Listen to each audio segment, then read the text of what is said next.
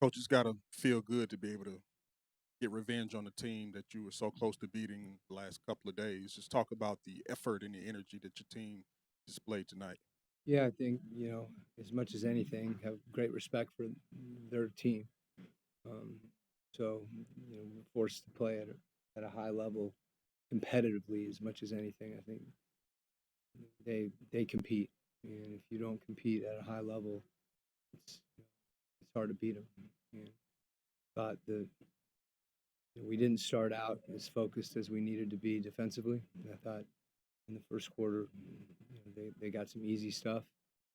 We got better as the game went on defensively, and the zone um, caught us for a second, and we got some great looks against it. Sometimes when a team goes zone and you don't have a great possession, we had a couple good ones, we just didn't score, and then it can get in your head a little bit where you're not really disorganized or doing anything wrong, you just didn't score. Um, I thought we handled that mentally, well. Uh, so good, as you said, just a really good win, important win for us. Coach, in the beginning of the season, Dyson Daniels was shooting historically bad. What has been the difference, especially in this winning streak, to his approach to the game and his offensive game specifically? I think he's just shooting. You can't make him if you don't take him. And as much as anything, everybody's got confidence in him taking that shot. So just getting spaced, I think, just his preparation, is getting him ready to shoot, where he's not passing anything up. And if he doesn't feel comfortable shooting in a given possession, that's okay too. He can make other plays. We've seen him do that as well. So um, I don't want Dyson to overthink it. I think that's the biggest issue for any player. You kind of obsess about something, and he's not doing that. Didn't feel that tonight. Um, and every time you look at his plus minus, he like leads our team in plus minus, whether he's shooting or not. So, like I said, I don't want to overthink it on his behalf, and I don't want him doing it either. Similar vein, efficient shooting night for O. Just how did he kind of get the right spacing or rotate it out to get open so that guys could find him? Yeah, I think I mentioned it's similar to Dyson. I think the spacing is everything. When you space early, um, before you're open, you just space to space, and then you're available. And I thought he did a good job of that. We've been the last time we played Boston, and I think we haven't been as disciplined with the way we've spaced on the floor. We've been a foot inside the line, or two guys cutting and just not having enough awareness on that. And Onyeka, I thought he was ready to shoot. Coach Zach was really good defensively tonight, aggressive, and he had a tough matchup on Jalen a couple of times there.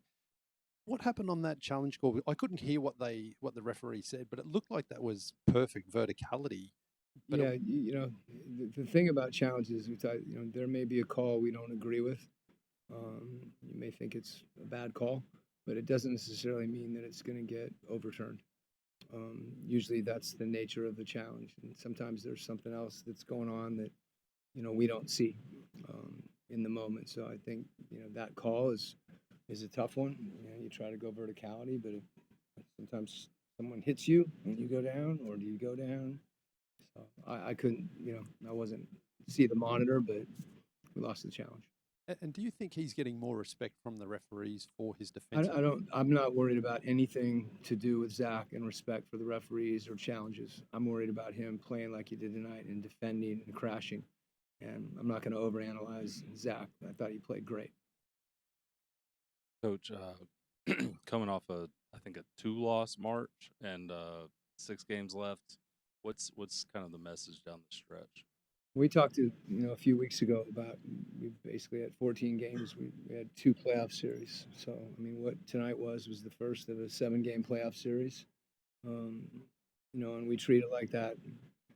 Every game is essential, and we know what we're up against, and it hasn't been an easy road for us. We just want to continue to play well, and I still think to get better. All these games, tonight was a good example. And early in the game, we started trying to attack a shot blocker at the rim, and didn't work out for us. Like that's got to click sooner.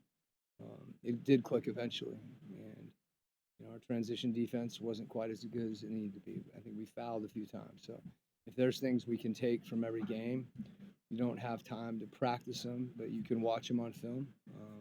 Sometimes a little harder at other times when you're traveling and things, but we just got to dig in and keep playing the way that the way we've been playing and executing.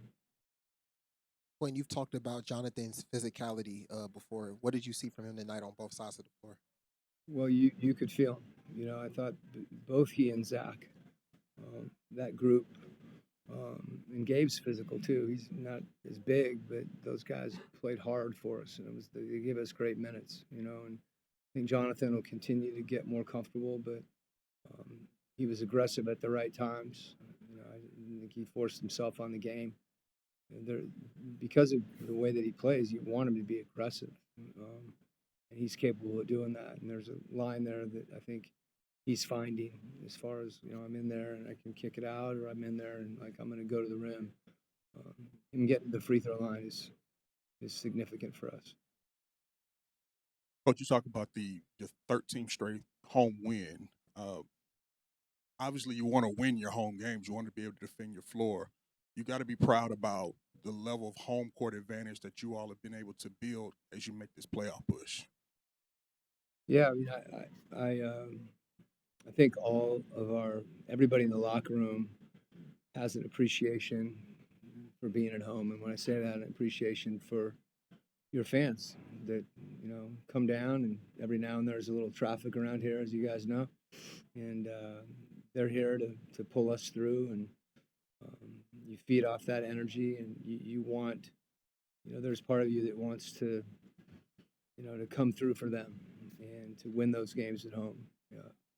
So I think that's been in our guys' minds for a while, and again, we've been fortunate that we've put a little string together. You're not going to get all of them, but the focus has been there, and I think our team's just been playing hard, and like I said, that's what we need to do. That just needs to be the baseline for us. About these guys,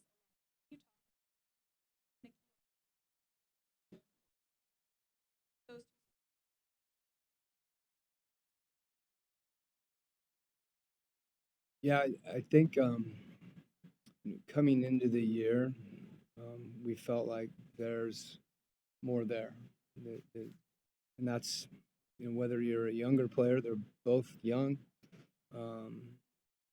and opportunity sometimes is something that you need to raise your level and to meet that, and it doesn't always happen right away.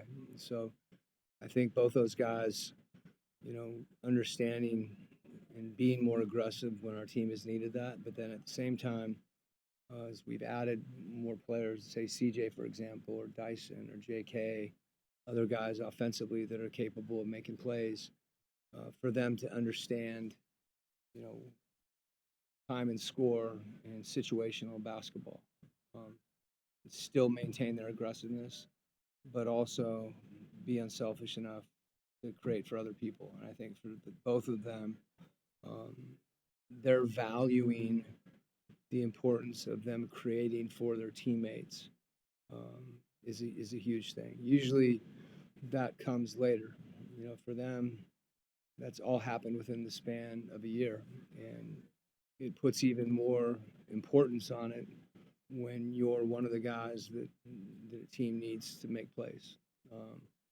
So their ability to do that, I think, as the years progressed, we look at, a stat sheet, and what really they've started to think more about is how efficient can they be? Because efficiency, that's what leads to winning. There's a lot of people that can put up, numbers in a given game. You see that all the time. But when you're efficient, and that's been something for both of them, to really understand that on a deep level in the context of the team.